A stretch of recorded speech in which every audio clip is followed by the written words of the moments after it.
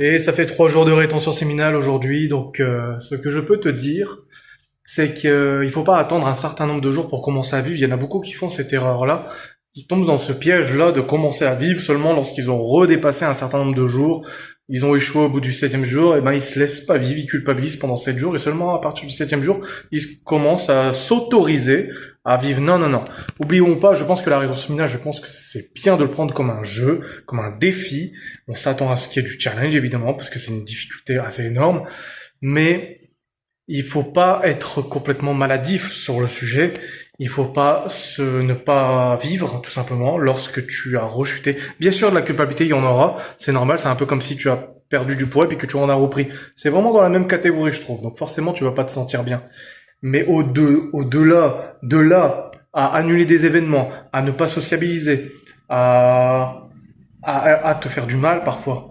Ça, c'est pas bien du tout pour toi-même. À la limite, passe une journée vraiment pour faire le point, mais le lendemain, vis, quoi, sors. Sois toi-même, surtout. Il y a des gens, ils pensent que c'est la rétention séminale qui va faire que ils vont se sentir de plus en plus mieux socialement. Mais c'est la même chose que quelqu'un qui perd du poids. Évidemment, il se sent mieux socialement, parce qu'il me sent mieux dans sa peau, et c'est un peu parfois la même chose avec la rétention séminale. Mais sois toi-même socialement. T'as des gens, moi je le vois au travail, t'as des gens qui parlent devant des centaines de personnes, ils sont obèses les mecs, ils en ont rien à foutre, ils parlent devant des centaines de personnes, ils sont à l'aise socialement. Donc ne t'empêche pas de vivre, et ce malgré si pour l'instant tu n'as pas atteint tes objectifs, que ce soit dans la rétention séminale, que ce soit d'un point de vue, tu sais, par rapport à ton corps, par rapport à tes valeurs, quoi, tout simplement. La deuxième chose que je pouvais dire, c'est que 3 jours aujourd'hui sans problème. J'ai pas vraiment eu aucun problème pendant 3 jours. Je pense, pour une raison aussi, c'est avec l'expérience, je commence, voilà, j'espère bien, je commence à connaître un peu et à ajuster quand il faut. Mais je pense que c'est lié tout simplement au fait. Ta mère, j'ai perdu le film. Oh merde, oh non, j'ai pas envie d'en faire la vidéo. Je pense que c'est simplement lié au fait, voilà, que je me rappelle euh, pourquoi je fais les choses. C'est important de se rappeler pourquoi je fais les choses, mais un peu en mode ah c'est vrai, c'est pour ça que je fais ça. Et bam, t'as un vent comme ça de motivation. Et donc du coup la discipline suit beaucoup plus facilement quand la motivation est présente. Mais voilà, parfois la discipline est difficile parce que la motivation n'est plus là. Ça veut dire quoi? Ça veut dire que le pourquoi n'est plus là. Et si t'as pas un pourquoi qui est fort, ça va être compliqué, hein. Ça va être compliqué, hein, je pense. Et je dis ça, mais même moi, à un moment donné, je sais que ça va être compliqué. À un moment donné, si tu veux, l'énergie va être tellement haute que mon pourquoi, je vais l'oublier. Donc c'est ok, ça aussi, ça va arriver. Sauf que je me prépare à ça.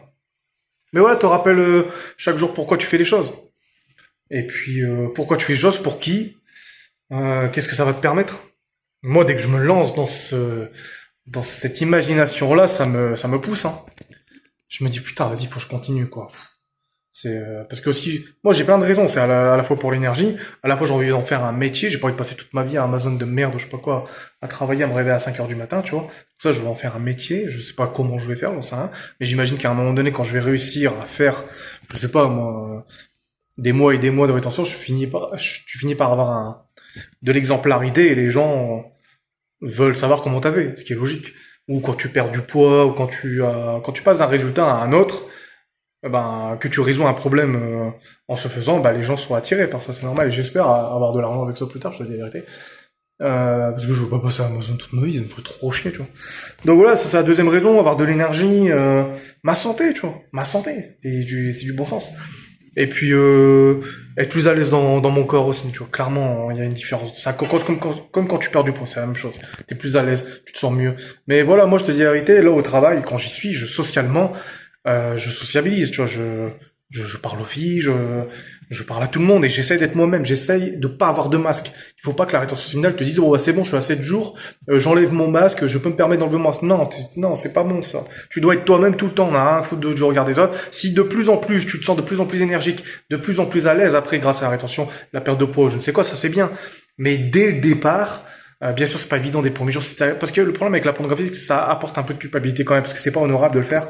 Beaucoup de gens se sentent coupables, mais déjà, ça rassurez-vous. Je veux dire, la majorité des hommes le font, l'ont fait et vont continuer de le faire. Donc déjà, relax. Tous les gens que tu vas voir autour de toi au travail, tous les mecs l'ont fait certainement dans la journée ou la veille. Donc c'est pas comme si tu faisais quelque chose d'anormal d'un point de vue, tu sais, de la société. Maintenant, oui, il y a des gens qui réfléchissent et qui se disent, c'est vrai que c'est pas une activité que j'ai envie de faire parce qu'elle est pas très honorable. Ben c'est très noble de ta part. Mais il faut que tu comprennes que c'est une discipline très difficile aussi.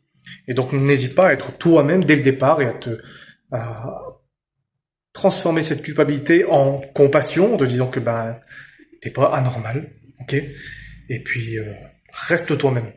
Tu vas pas à partir de 7, 8 jours à être à l'aise alors que ça fait 8 jours. Non, non. Sois à l'aise dès maintenant.